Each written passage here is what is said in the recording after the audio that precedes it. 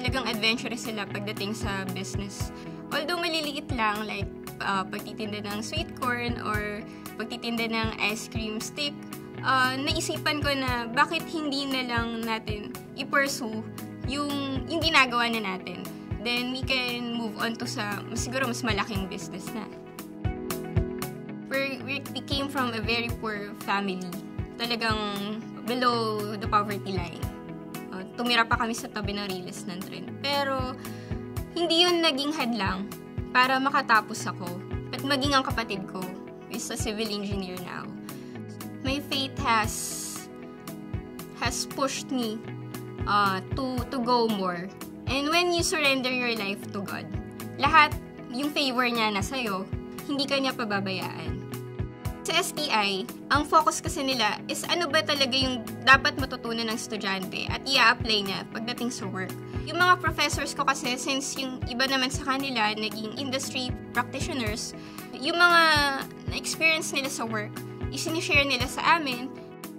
Almost all naman ng mga nagiging instructors ko sa STI, talagang naging pamilya ko na nga sila. Sa STI kasi holistic yung approach nila. So, hindi lang puro knowledge, concepts, and theories yung ibibigay nila sa'yo. Nandiyan yung i-improve din nila yung socialization mo, pati leadership skills mo, i-improve nila lahat yun. Para maging good leader ka, you have to be a good follower first. Hindi lang dapat na magaling ka lang. Dapat marunong ka rin makisama, alam mo kung paano makikipag-teamwork sa kanila, and dapat maging good follower ka rin. Dream big. Doon nagsisimula ang lahat. I'm dreaming of becoming a manager someday. Pero hindi ko iniisip na ganito kabilis.